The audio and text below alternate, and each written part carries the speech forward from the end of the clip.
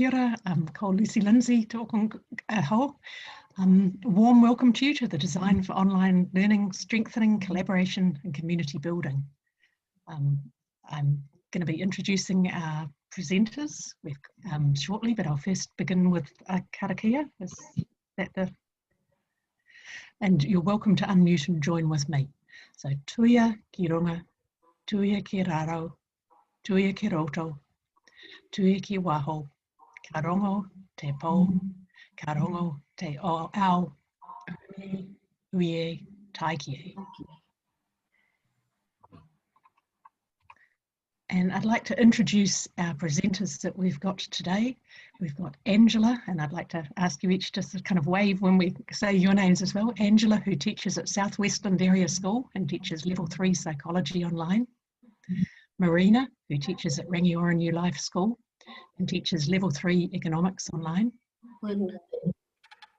Philippa, who teaches at Westland High School and teaches Level 3 Art History online.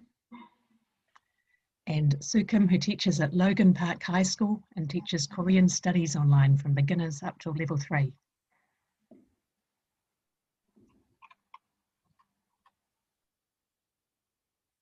All right, so welcome. Thank you for joining us today. So this workshop will kind of work in thirds. So the first part of it will be teachers sharing strategies that they use to develop connections among their learners and strengthen collaboration and strengthen community. There'll be a bit of a sandpit time and a Padlet, and then there'll be some time at the end for discussion about what's on top. So breaking off into small groups and breakout rooms, and then coming back as a group and talking about the things that we think are really important for developing community. All right, so Angela's going to share some stuff that she does to develop connections among her students in the VC. Kia ora. So I'm fairly new to online teaching. This is my second year teaching Level 3 Psychology through NetNZ. And my big focus is on student participation in video conference calls.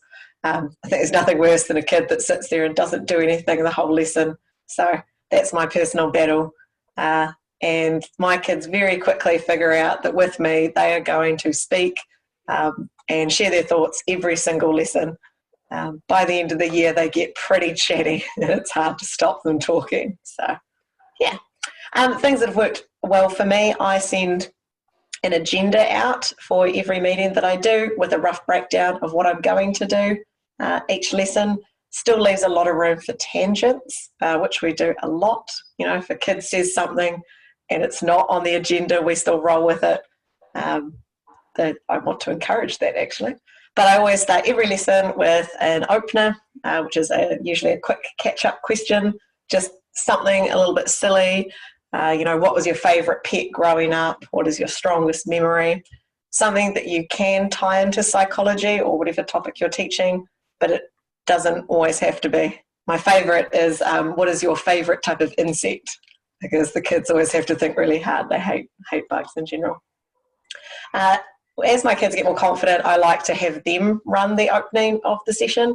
So I'll pick my more confident kids first to come up with a catch-up question and have them work through every kid in the class and ask them the question they've come up with. And that is hilarious. I strongly recommend you do that. They'll be confident to begin with, but they quickly realise that making people talk to you is awkward. And they're just wonderful after that. They get a lot of sympathy for you. Other things I do is I always have my student role in front of me and I tick off kids when I ask them a question and they speak, so that I've got like a visual reminder, hey, I need to hit that kid. They haven't talked yet this lesson. And I will tailor my questions for those students to make sure that even if they haven't done any of the work outside of that lesson, there's something they can still contribute to class. Yeah, harder questions go to the students that have done more work, and the ones that haven't done anything get the easy ones, but at least they say something. So that's, yeah, quite nice. And my first few lessons I always end quickly. You know, they don't last the full hour. and I'll end it with a question time where, again, I'm just forcing the kids to talk. They have to come up with a question to ask me. I've been asked things about psychology and also like, what is my favourite type of bread? That's just what works for them, but it gets them talking, and I'm pretty pleased with how it's going. So I'll be listening to the other presenters to see how they build community outside of the online classes, but this is what I do in my classes. So yeah. Thanks, Ange. All right. Now, next we'll be hearing from Marina, who's quite good at developing really nice warm connections between her level 1 economics students. So Marina, do you want to tell us a little bit about what you do and how you create that kind of atmosphere? Yeah, okay. Hi everyone. Hopefully your weather is a little bit warmer than it is here at the moment. So I've been teaching level 1 economics online for about 8 years now, so it's quite a while. And I kind of take 3 approaches to building community. First is I have an online space. I use, well, it used to be called Google Communities, now called Currents. And in that space, I put up the work for the students, but I also use it as a space for them to connect with each other. And so at the beginning of the year, we'll do things like introduce yourself, and then I do 2 degrees of separation. So they have to comment on somebody else's post, making a connection with them. And during the year, we'll put up other things. We might share photos. One of the really fun ones that we've done is where they've shared a photo or something special about the place that they live. So I've had, here is the ditch outside my bedroom window. So that I had the guy in Waimate. We had a whole discussion about the old, well, I think he's called the old miner looking guy that sits on a park bench in Waimate, and about how he can occasionally goes missing and then reappears. So it's a really good way for them to know that about where everybody else lives. And I do some activities that relate to what we're learning within there, where they share, I do economics, so they share an article about something related to what we're studying, and then they comment on each other's examples. I connect what happening in our online space to our weekly sessions. So our weekly sessions, I really take a long time over the beginning. It gives time for everybody to drop in, but also gives me time to sort of chat to them about what they're up to. I always ask them lots of questions about what they're doing in their other subjects, how they're getting on with that, any sort of questions around what do they do on the holidays, all those sorts of normal things that you actually do in any class. And I try to remember a lot of it so I can, you know, come back to them on it. It's a bit hard when you only see them once a week, so you have to, you know, it's a real test for your memory, catching up with what they're doing. But it's a good way to learn lots about them. And they start connecting across each other. It's been really enjoyable. I just, I was looking through preparing for this, and I went back to last year's one, and I found a photo where 2 of my students ended up in the same area schools tournament. And here's a wonderful photo of them together up in our community. So they were connecting outside of our class.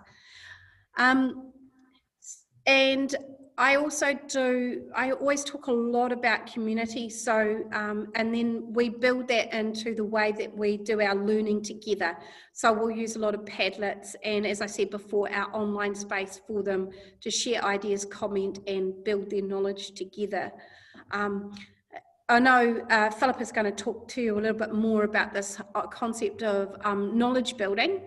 She does a much better job of it with her than I do, but it is another way of building this sense of collaboration, this sense of community.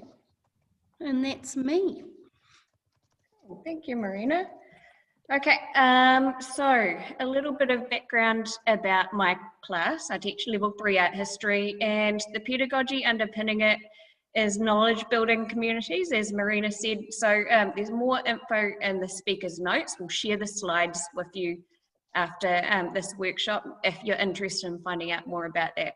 So let's see if my links want to behave themselves. So part of that is about framing it differently. So we're working, I talked to the students about how we're working together as a team of art historians, as a team of research scholars.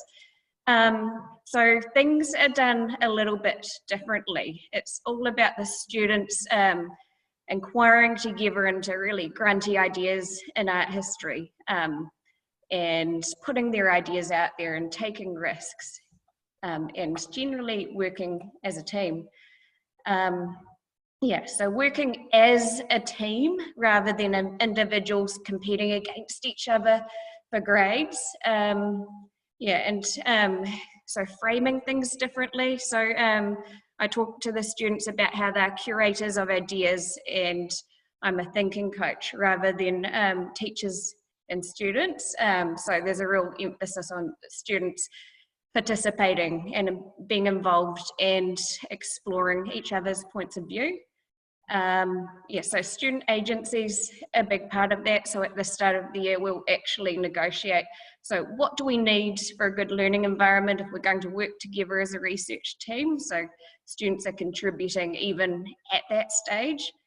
Yeah, so that's a real core focus at the beginning of the year, and something that we just keep coming back to throughout the year, and keep framing that as that's the way that we're working.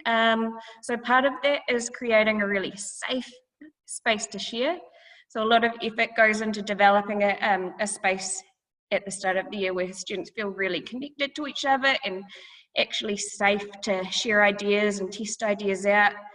So lots of work goes into developing those connections initially, and then like the others, building on those each VC throughout the year, so that working as a community of learners is just a part of the fabric of our class. I've got a few screenshots of things that we do at the beginning of the year. I like to get students to see what kind of connections they have between each other. It put lots of quirky little questions out there.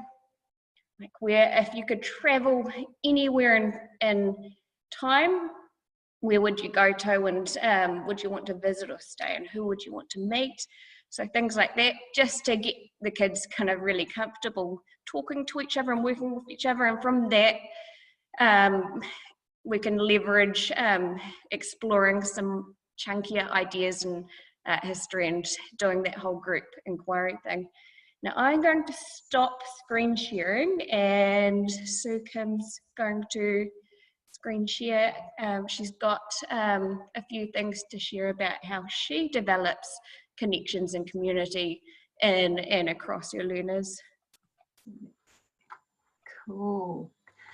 Hi everyone, my name is Sue Kim. I teach Korean at Logan Park High School here in Dunedin, and also all year level through NetNZ. I call it Korean studies rather than just Korean, because I do a lot of other curriculum areas combined together. Often language teaching, target language teaching is, could say, limited and challenging, but I found that it's a rather exciting and dynamic online learning. I think that's what I do, and how I try to do this sort of way. Integrated curriculum area is quite fun. It's quite demanding time on to prepare for that, but the students are really enjoying it. So I've done combining those different curriculum areas. I will share some screenshots later on after this one. So these things like the digital technology combined with the Korean food technology, with the Korean social studies, in dance and accounting and planning to a trip to Korea, things like that. I do a lot of video project with the students, because as online target language teaching, the student has to speak lots of times as much as possible. But video project is a really good way to do this sort of things. So I will share some video also. This year I developed more. I did this Connecting Beyond on virtual exchange with the schools in Korea. I've done 3-4 years, and this year is because of the COVID situation in Korea. A lot of schools are asking, shall we do virtual exchange? So Yep, why not? So I found that more schools are really interested in this year. So we've done lots of virtual exchange this year. And kids found it really, really exciting with this one. And we started with the basic introductions, initial sessions, and then after the kids talk to each other and sending stuff each other and project together, that has been worked really, really well. So I'm going to show you some pictures. On to the next part of the workshop. I've set up a Padlet that we can have a bit of sandpit time in today. So I've set it up as if you were my class and I wanted to get to know you and you to get to know each other in your class. So I'm just going to put that into the chat now. So if you'd like to open up the link to that Padlet, I've got a whole lot of questions that I usually throw out to my students at the start of the year. So feel free to click through that, try to answer some of those questions, and then start chatting to each other in the Padlet and see what you can find out about each other.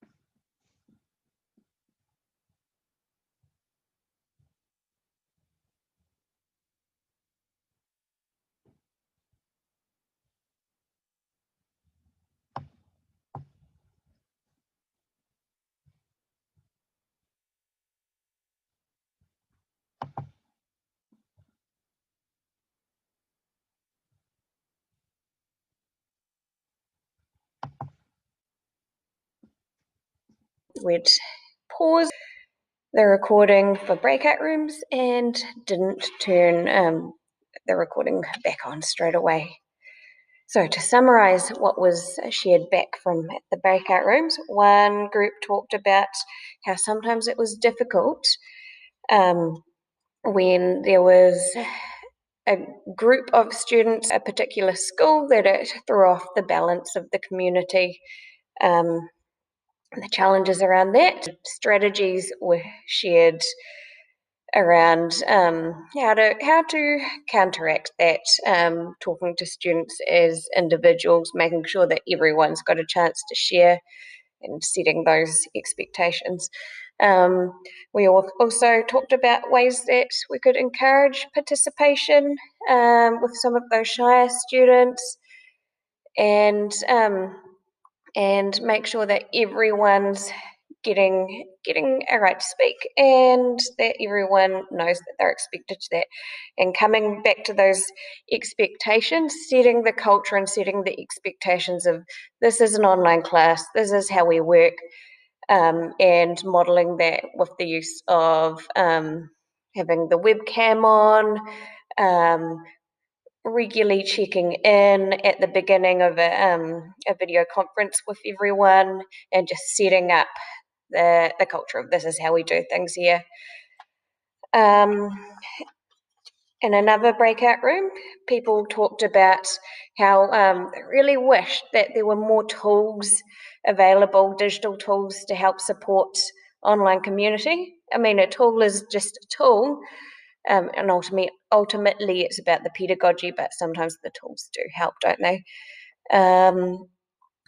They also talked about the challenges of ensuring shared material was consistent with the special character of the school. So balancing what might be 7, 8, 9 different contributing schools.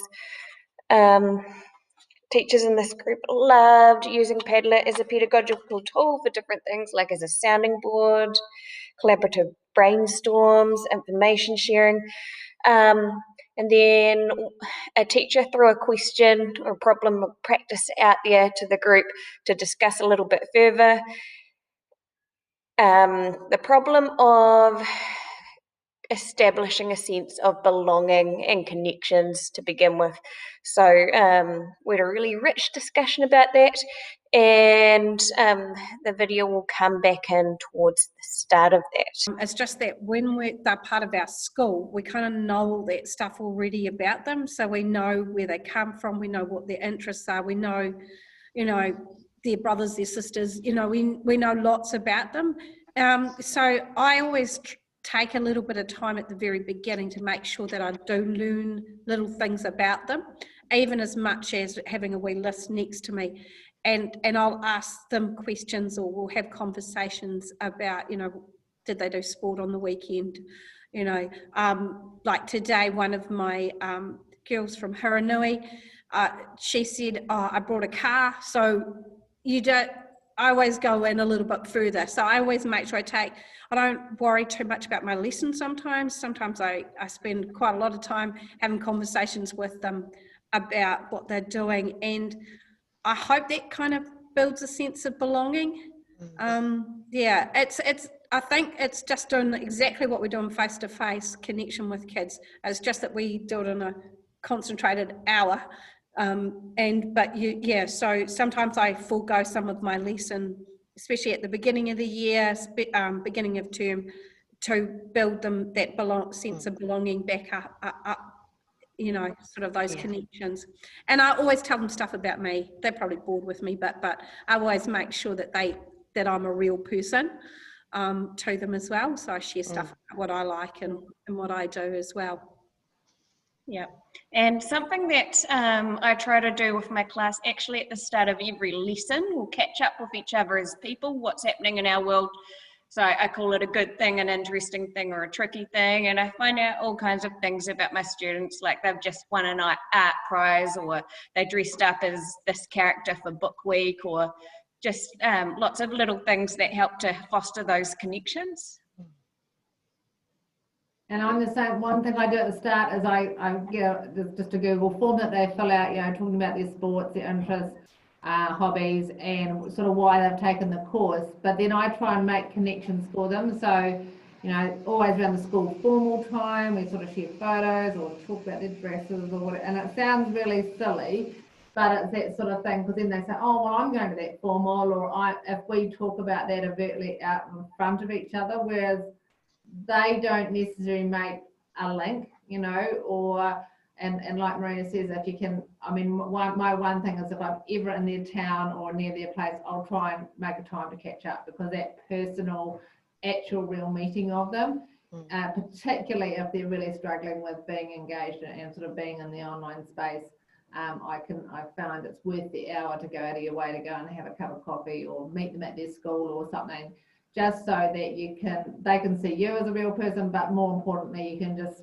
get a sense of where they're coming from. And we were talking about our e-deans. You don't have that luxury, Galen, but we have that luxury of having fantastic e-deans that can also keep us in the loop. You know, if there's mental health issues or there's absentee issues or anything like that, that sometimes we think, oh, they're just missing from my class, but in fact, there's other things happening in their world at home and things like that. So having that background knowledge about them, really super important. I suppose you'd have to use your parents for that sort of connection, but again, it just helps us be human about, you know, where the deadlines are and all that sort of thing, and we can work around that. So it's quite important information to know, and they won't necessarily tell you that. And and I always have a little bit of time at the end, a bit like Marina, where they can everyone else can dial off and they can just have a one-on-one with me. And it might only be 30 seconds or a minute or a question they've got, but they're not going to start in front of everybody, but they're happy to chat one-on-one at the end. So I try and give that time at the end as well.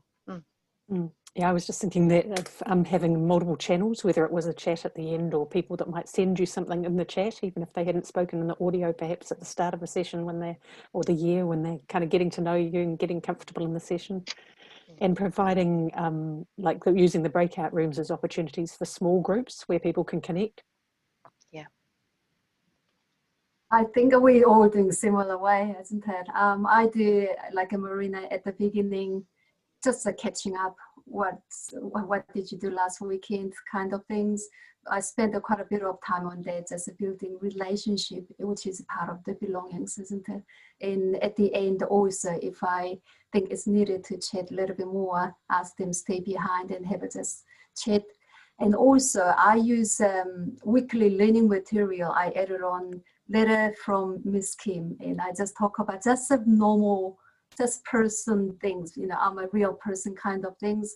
Last weekend I ran out for a running, and I did 10K, you know, there was a hard, and I went to top of mountain, and I added on my photos sometimes, and I asked them to reply on that. And you sometimes use the target language, and sometimes in English, that's fine. It's a connection. It's about the relationship, building relationship. That's how I do. Anyone else have anything they'd like to add? I think Sue's on it. We're all thinking the same. I find if you get them to talk to you, then you can build that relationship, right? Yeah. So whatever you can do to get them to talk. Just keep trying to encourage them to talk, and then trying to leverage on that whichever way you can. Okay, so that brings us to the end. It's just gone 4:30. So thank you so much for coming and participating today. It's been a real pleasure.